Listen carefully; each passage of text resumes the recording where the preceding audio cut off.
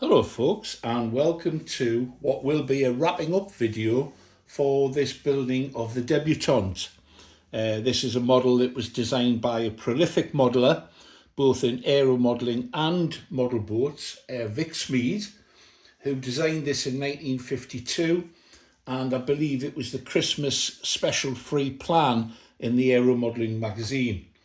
Now, I built this model as a youth, teenager, approximately 50 years ago, and drawn by the nostalgia, I wanted to build another one, only this time it wouldn't be free flight, it would be radio controlled. Now, I found the plans that I needed, my original plans. I think I still have them somewhere, but they're falling apart now, on AutoZone UK. It's a great resource for people who like vintage models, free to download the plans. And what I wanted to do was actually make the plans a different scale so that it could handle the radio gear a bit easier and the sort of flying conditions that I often find up at Crag Head. I was inspired when I looked at the AutoZone by John Laird, who built a Debutante at 150% scale and 200% scale, which came out with a 60-inch model and a 80-inch model aeroplane. I didn't want to go quite that big, so I went for 125%, which gave me a model with a 50-inch wingspan. So what I'm going to do is go through how I found the build, why I changed things, what I might do differently in the future, and hopefully if you feel inspired to build, if not this model, a similar model, you'll realise that there's nothing daunting about it. Before I do that, if you haven't already done so, please consider giving it a thumbs up once you've finished watching it, and subscribe if you haven't done so. It all helps spread the word and encourage the wider community of modelers to step in and be creative. So let's have a closer look. Well, I've taken the camera off the stand, so it may be a little bit shaky, but it's the best way to show you the interior. For those who've been following the series, you'll notice that I've had a change of heart. And I'll be honest with you and tell you how that came about. I originally had a receiver that had a satellite and there was lots of wires. And when I was setting it up, I kept on losing the signal, getting a brownout. And I put it down to being a dodgy receiver. So I took the receiver out and I've replaced it with an AR620, which is a Spectrum receiver, 6-channel. It's a bit of a waste, to be honest with you, but 6-channel, because it's one that I had lying around. It has an internal aerial, so there's no visible aerial, and it's made for a much neater installation. Now, how did that come about to do that? It turns out that the switch I was using was faulty. And it was only through trial and error, checking all the different parts, the battery, the receiver, that I realised that the issue was with the switch. So be careful with your switches and make sure they're up to snuff, is what I would say. You'll notice that this one is internal, and I've put together a little bit of wire with a retaining clip to hold it in, drilled a hole through the switch itself, and it goes to, if I turn this round, it goes to a pull-push connector, tiny little bit of 3D printing there, printed off an orange button to make it nice and neat. When it gets pushed in, you turn it on.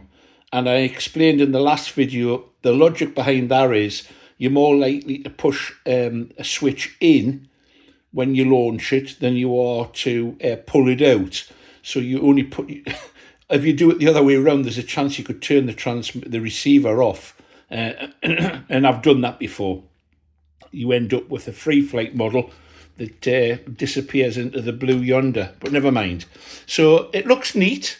I'm just waiting for a battery from Leeds Model Shop, and they're normally very, very good at sending stuff, so I won't have to wait very long.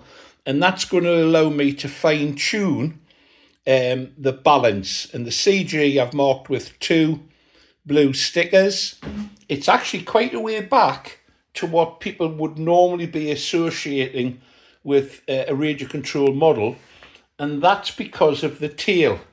If we go back to the horizontal stabilizer, the tail surface, you can see here, I hope, that it's an aerofoil. It's a lifting tail.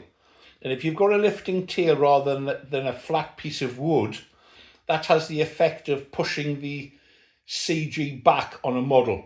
I have a large duration model, the Night Train, which I inherited from a chap, and the CG on that sits at 70 to 75% back. It's quite startling, but the tail is enormous and it's a lifting tail. So it's just something to be aware of. Don't panic and you think, well, that's a long way back. It's a long way back because this is a lifting tail surface. Right, let's see where it's balancing at the moment. It will be tail heavy, I'm going to anticipate, but I have got some leeway with the radio gear in the sense that the battery can be shuffled back and forth, and that will allow me to get that CG that I'm after. So let's put the wings on and then we'll see where it comes out. Well, there you can see that I've banded the wings on, and as I mentioned in the last video, I quite like the look of the elastic bands. It must be a nostalgia thing. But anyway, wings are on. Let's check out the CG. You'll have to take my word for it. I'm lining up as accurately as I can to the CG that's shown on the plans. Well, there you can see that it's very slightly... No, I think I've got that wrong, actually. I think that's nearly spot on. So the battery just slightly forward, slightly forward of the CG position will give me that, basically, which is what I'm after.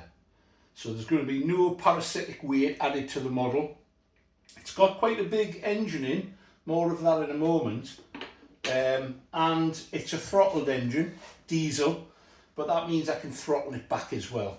And the extra weight up front in the terms of the engine is far better in my view than having extra weight in terms of lead from the church roof, shall we say. So let's have a look at the engine itself. Well, here you have what is the motive power for this model. This is the second engine I have. It's identical to the one that's in there. It's a PAW 2.49, essentially a 2.5cc. I would describe this as a modern diesel.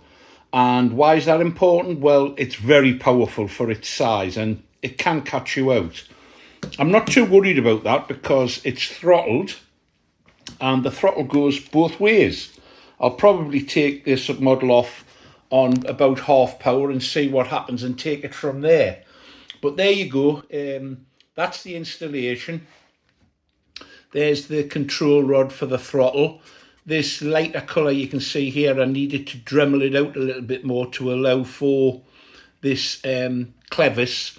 That'll need to be painted with some fuel-proof paint. I use chroma for that. So I'll do that job. It's a little job to do.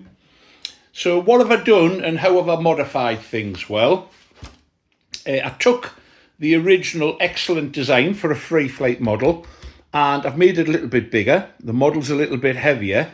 So I have beefed up essentially the flying surfaces. The leading edge of the wing has been sheeted on the upper level only. It has an additional spar in there to add strength, and the tail also has an additional spar in it to also add a bit of rigidity and strength to the model. It's covered in Doculam and tissue, and I experimented a little bit and tried out using polyurethane varnish to cover the tail surface. I must admit I didn't like it. Part of that, I think, well, primarily it's because the tissue that I used, J. Perkins tissue, is okay, but it's not really good enough for that technique. I'm sure the polyurethane varnish does work. In fact, I've seen it used on other models, but you need a better quality tissue than the one I used. And as a result, I reverted to using a dope finish for the rest of the covering, and I'm much happier with that. So I've enjoyed the build. It's been a bit of fun. Back to doing a little bit of scale modelling on two projects, Tony Ray's Tiger Moth and a Flare Fokker D7, which need to be finished. Push on with them this week. If you've enjoyed the video, please give it a thumbs up. I've already hinted at that. And subscribe if you want to see the maiden for this model.